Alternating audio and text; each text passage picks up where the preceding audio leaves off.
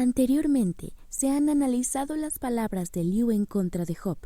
Es importante admitir que pese a sus comentarios cuestionables sobre su autoridad y creencias propias, las verdades en su discurso son innegables.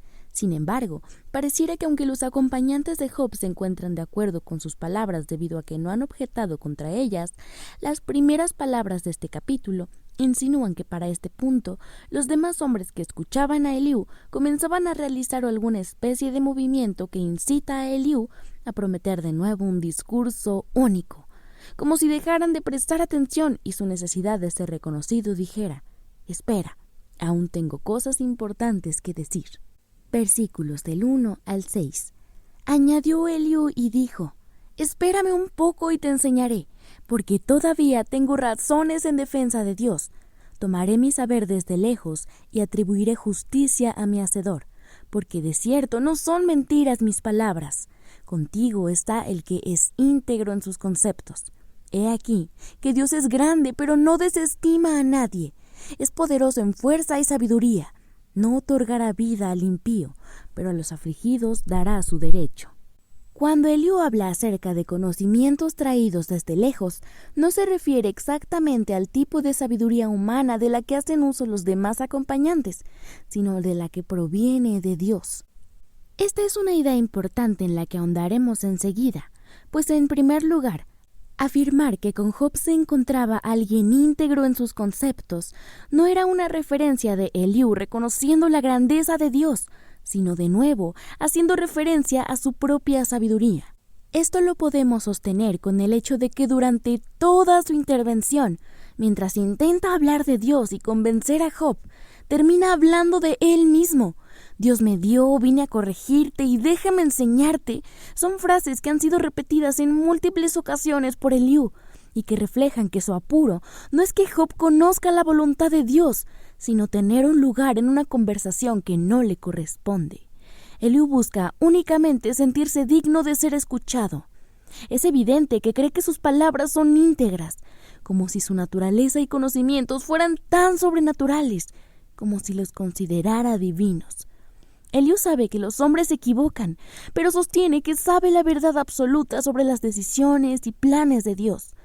Es sumamente desconcertante que, en primer lugar, su discurso gira en torno a alabar a Dios, defenderle y obedecerle, pero en todo ese camino termina por hablar acerca de sí mismo, de lo que piensa, lo que sabe y lo que cree conocer. Este es un discurso peligroso, pues en la actualidad aún existen figuras que buscan reflejar la luz de Dios, poniéndose en el medio, como si fuesen una especie de voces infalibles en las que todos deben confiar por la autoridad que ellos mismos se atribuyen. Esto no significa en absoluto que Dios no haya dado autoridad a ningún hombre para guiar a otros, sino que la compañía del Espíritu Santo es indispensable para diferenciar entre una doctrina sana y una que busca manipular. Parece sencillo reconocerlo, pero cuando la manipulación se hace presente, nunca es de una forma tan evidente para los fieles. En ocasiones, se disfraza de acciones sinceras que amplían la comunión con Dios. El ejemplo claro de esta afirmación es Eliú, que por un lado, realmente no pedía a Job algo errado. No le invitaba como su esposa a maldecir a Dios y morir. Lo invitaba a arrepentirse para poder ser redimido. Si lo pensamos un poco, pedir perdón a Dios nunca será algo mal visto. Al contrario, pero al menos específicamente en el caso de este hombre al que Dios llama justo, no era lo correcto. Por lo tanto, si Job no se arrepentía y aceptaba las palabras de Eliú como la verdad sobre su vida, no era solo el peor de los pecadores. Además, era orgulloso, necio y desobediente a una voz que para este punto estaba llena de autoridad ante los ojos de los demás. Versículos del 7 al 12. No apartará de los justos sus ojos. Antes bien, con los reyes los pondrá en trono para siempre, y serán exaltados, y si estuvieren prendidos en grillos y aprisionados en las cuerdas de aflicción, Él les dará a conocer la obra de ellos, y que prevalecieron sus rebeliones. Despierta además el oído de ellos para la corrección, y les dice que se conviertan de la iniquidad. Si oyeren y les sirvieren, acabarán sus días en bienestar y sus años en dicha. Pero si no oyeren, serán pasados a espada, y perecerán sin sabiduría. Después de leer estas palabras, es importante detenernos un momento, no para descartarlas, sino para examinarlas con cuidado.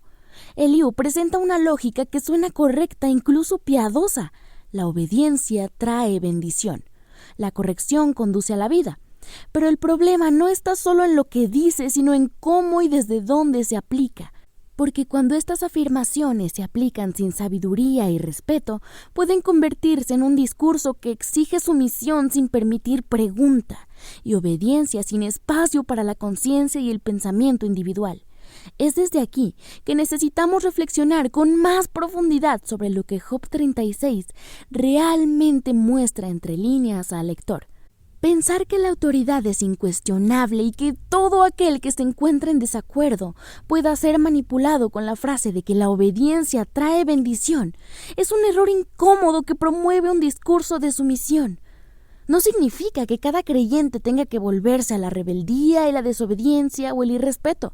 Significa que si Dios ha dado la capacidad de cuestionar ideas, corrientes, pensamientos y autoridad, es sabio utilizarla con la guianza del Espíritu Santo, pues Él nos da el discernimiento para entender si esa autoridad, discurso o corriente realmente proviene de Dios.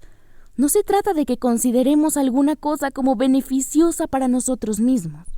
Isaías 58, del 8 al 9. Porque mis pensamientos no son vuestros pensamientos, ni mis caminos vuestros caminos, dijo Jehová. Como son más altos los cielos que la tierra, así son mis caminos más altos que vuestros caminos, y mis pensamientos más que vuestros pensamientos. En ese sentido, Job es un libro revolucionario. No obedecer a quienes habían sido considerados sabios fue lo que hasta ahora no le había condenado. Pues seguir a los hombres más admirables y correctos no es siempre lo que Dios quiere de nosotros, pues Dios no se encuentra en una autoridad, se encuentra en la humildad de entender que las equivocaciones son propias de las personas, pero que la guianza de Dios siempre significa ser bendecido, y Dios solo hay uno.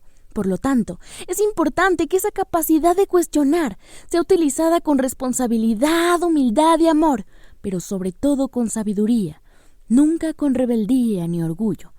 Por otro lado, la idea de que Job es un libro revolucionario que pone en duda muchas de las creencias populares se sustenta también con el argumento de que un verdadero hijo de Dios no sufre, nunca atraviesa el dolor y nunca desea la muerte. El mismo Job deseó y atravesó cosas que resultan en gran manera abrumadoras. Y eso no significa que no haya sido un verdadero hijo de Dios, o que tuviera que sufrir en silencio por miedo a que todos sus conocidos murmuraran acerca de si su fe era verdadera o no. La idea de que los hijos de Dios no sufren o lo hacen en silencio para no despertar la inquietud de quienes no conocen a Dios es absurda.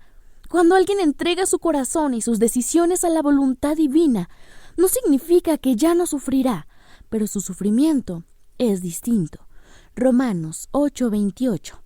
Y sabemos que a los que aman a Dios, todas las cosas les ayudan a bien. Esto es, a los que conforme a su propósito son llamados. Versículos del 13 al 19. Mas los hipócritas de corazón atesoran para sí la ira, y no clamarán cuando Él los atare.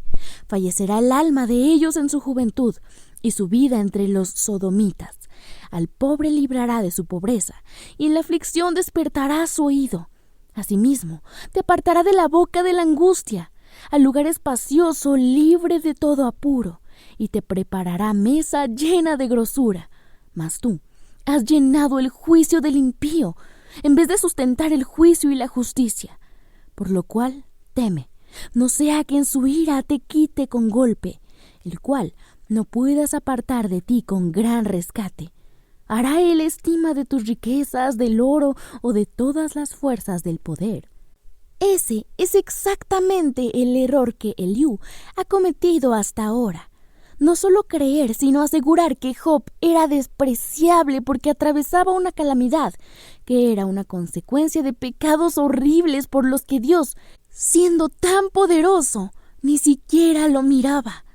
Tiene cierta lógica que un Dios infinito y además humilde no se digne a mirar a los hombres con misericordia, pero si no miraba a Job, Solo podía existir una razón. Es osado el comentario de Eliú. Ya no insinúa, asegura que Job, siendo hipócrita, ha atesorado para sí la ira de un Dios que ha dejado de mirarle. Además, promueve una idea similar a: si sirves a un Dios libertador, ¿por qué estarías atado? Esto se convierte en la pregunta más profunda de este libro, una pregunta que se encuentra también en otras partes de la Escritura, específicamente cuando Jesús es llevado al desierto para ser tentado en Mateo 4 del 1 al 3. Entonces, Jesús fue llevado por el Espíritu al desierto para ser tentado por el diablo, y después de haber ayunado 40 días y 40 noches, tuvo hambre, y vino a él el tentador y le dijo: si eres hijo de Dios, di que estas piedras se conviertan en pan. Bien, Satanás no niega que Jesús sea hijo de Dios, pero usa esa verdad para presionarlo. Si eres hijo de Dios, ¿por qué tienes hambre? En ambos casos, la lógica es peligrosa, pues hace uso de una verdad real para sembrar dudas sobre la experiencia presente. La Biblia no enseña que caminar con Dios elimina automáticamente la hambre, el dolor o la prueba. Enseña que incluso los hijos de Dios pueden atravesar el desierto, el hambre y el dolor sin dejar de ser hijos. Eliú falla no por exaltar a Dios, sino por asumir que la libertad proveniente de Dios siempre se manifiesta como comodidad inmediata y que la calamidad refleja injusticia o pecado. Pero la historia de Job y la de Jesús nos muestran lo contrario. La fidelidad no se mide por la ausencia de necesidades, sino por la confianza y la fe que existen en medio de ellas. Ahora, una de las frases más fuertes que utiliza Eliú en este fragmento del discurso es que los hipócritas fallecen entre los sodomitas. La controversia ya no es que Eliú crea o no en la hipocresía de Job, sino que después de asegurarlo, lanza una amenaza que resulta muy clara para su tiempo. Es primordial mencionar que no está usando el término como hoy se puede entender, sino como una categoría moral y social que se refería a rituales paganos que realizaban los hombres de maneras indecorosas y que reflejaban el sector más despreciable de la población. Eliú está intentando acorralar a Job de nuevo con la presión social de que si continúa poniendo resistencia, su final será vergonzoso y deshonroso.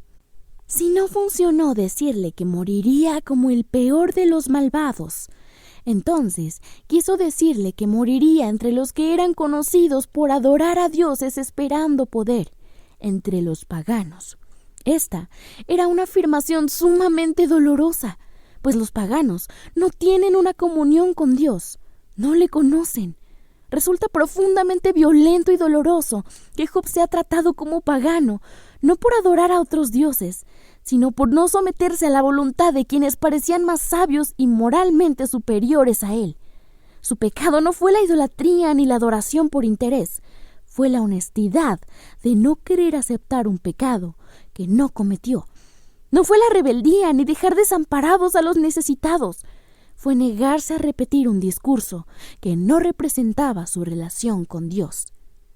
En el momento en el que Job se rehúsa a aceptar la narrativa de los sabios, deja de ser visto como hermano y comienza a ser tratado como un completo extraño y como el más vergonzoso de los hombres.